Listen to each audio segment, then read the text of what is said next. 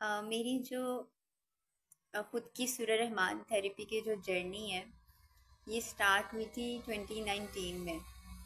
जो मुझे first time message मिला था और मैंने उसको इग्नोर किया था।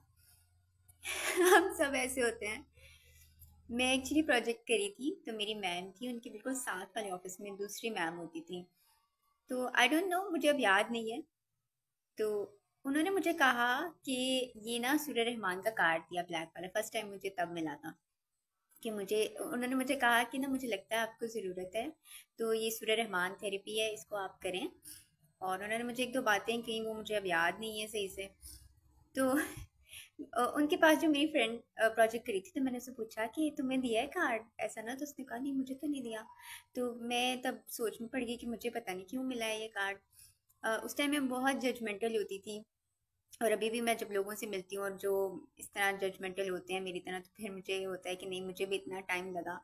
तो फिर मुझे अंडरस्टैंडिंग होती है उनकी। तो मैं इतनी जजमेंटल होती थी कि मैं फ़िरक़ों में बहुत पड़ी हुई थी कि पता नहीं कौन सा फ़िरका है और ये जो सुनने को कह रहे हैं। उस टाइम शायद मैंने कार्ड भी सही से नहीं पढ़ा था, अपने बैग में ही पढ़ा, मेरे रह गया। तो लेकिन मैंने ट्राई किया। उस टाइम ये था कि मेरी थॉट्स कंट्रोल नहीं होती थी। और मैं क्योंकि इतना ज़्यादा खुद बड़ी नेक थी, रिसाइट बहुत करती थी। जैसे सबको पता होता है कि सुबह के टाइम सूरह यासीन और सूरह रहमान पढ़नी होती है, और तर्जुमे से भी पढ़ती थी। और रात में इशा के बाद तो सूरह मुल्क पढ़नी होती है, और जुमे वाले दिन तो सूरह काफ पढ़नी होती है। तो मैं खुद बड़ी नेक और मौलवी थी। मैंने कहा इन बातों पे इतना गौर करना था, लेकिन मैंने ट्राई किया क्योंकि मुझे तब माइग्रेन का इशू एक्सट्रीम पे हुआ करता था, बहुत ज़्यादा हो गया था। और मेरी स्टडीज़ मेरे लिए बहुत मुश्किल हो गई थी। और बहरहाल मैंने एक दिन ट्राई करने की कोशिश की। मैं सुन रही थी इस तरह पानी पास रख के, लेकिन मेरा प्रॉब्लम ये होता था कि मुझे ना तर्जुमा ज़्यादा माइंड में घूम रहा होता था। खैर फिर भी मैं कर रही थी, मैंने की। लेकिन एक दो दिन बाद पता नहीं मेरे रूम में कोई आया, उन्होंने कहा कि तुम क्या जादू टूने कर रही हो ना। तो मैंने कहा पता नहीं कोई जादू टूने होता है। उस टाइम मैं इतना होश में नहीं होती थी, और मैं बहुत ज़्यादा हो जाती थी कि हैं पता नहीं क्या चीज़ें हैं।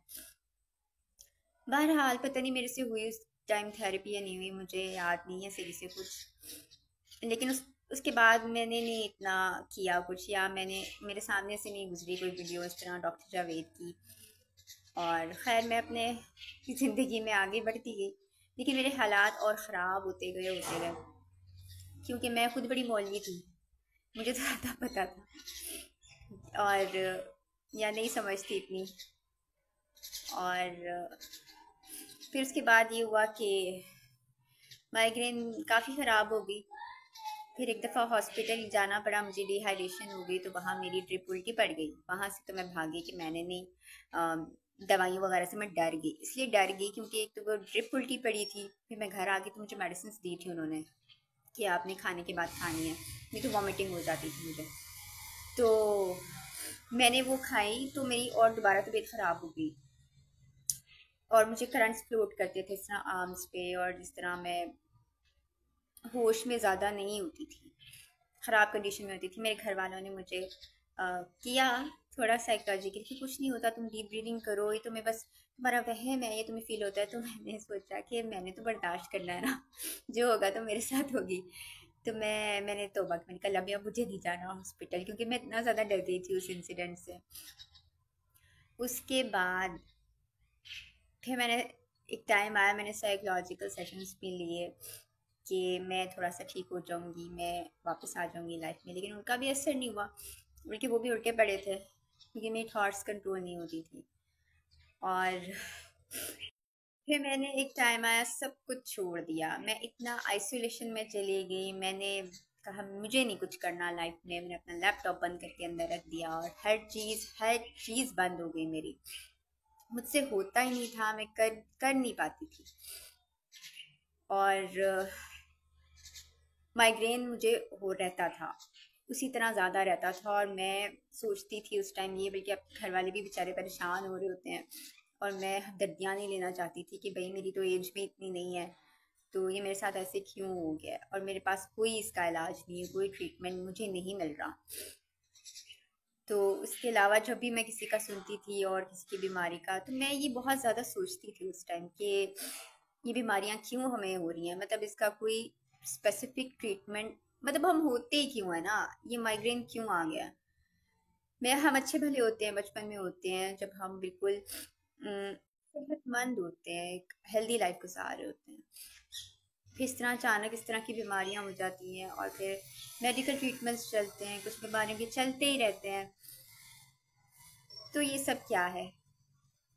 फिर जब हम तर्जुमे से पढ़ते हैं ना, जैसे मैं अगर सूरह मुल्क की पढ़ी हूँ तो फिर ऐसे हुआ कि मैंने ना, मेरे नेबर्स में होती थी वो एक एकेडमी, इस्लामिक एकेडमी से ना आलिमा का कोर्स किया हुआ था उन्होंने ना, तो मैंने कहा चलो इनकी एकेडमी भी ज्वाइन कर लेते हैं, हो सकता है कि मैं इस तरफ आऊँगी तो मैं शायद रिकवर कर जाऊँ या मुझे कोई सोल्यूशन मिल जाएगा। तो वो कोर्सेज में तो यही होता है ना कि आपको कहते हैं ये आपने सबक याद करके सुनाना है। तो एक दफ़ा हमारा एक लेक्चर हो रहा था, तो मैं तबारकल्लज़ी बियदिल मुल्क ना, तो मैं ये सोचती भी बहुत थी कि अल्लाह मियाँ बरकत वाले ना, बरकत क्या है, कि अल्लाह ताला के हाथ में बादशाही है जो बहुत बरकत वाला है। तो मैंने उनसे क्वेश्चन भी कर दिया कि ये बरकत क्या होती है।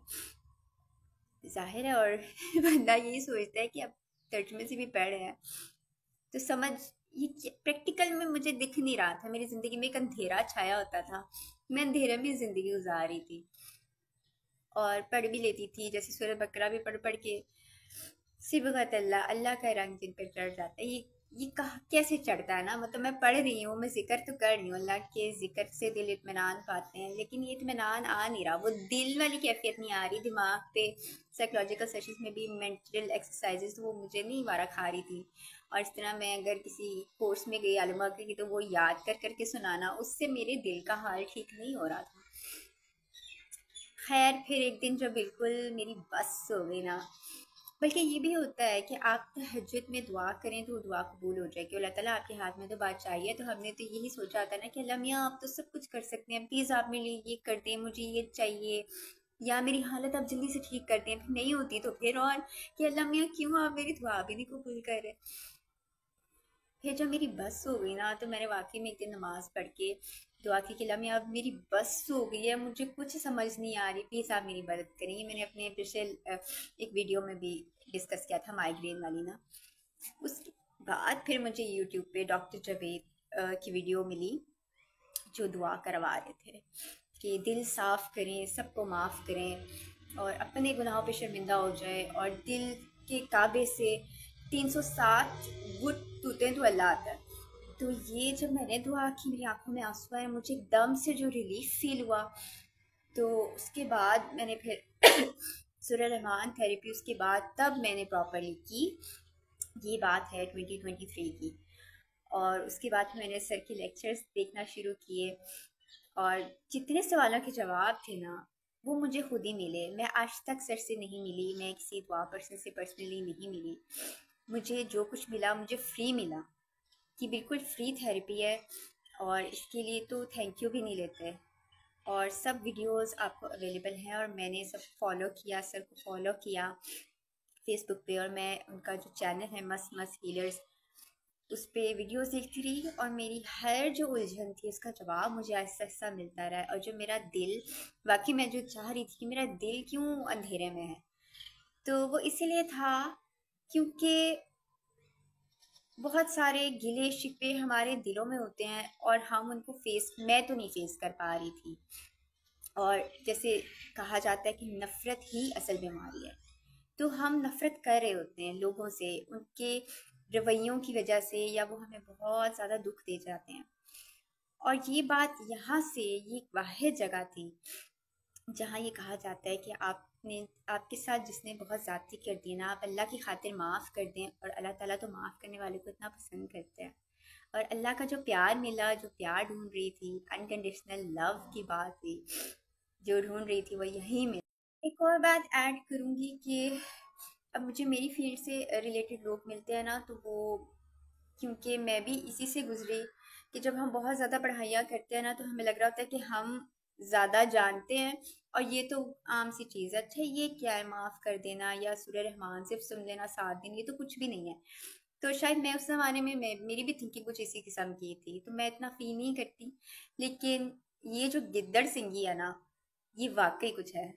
तो आप ज़रूर ट्राई करें, अगर आप कहीं फंस गए हैं तो अल्लाह ताला करम कर देंगे। इट्स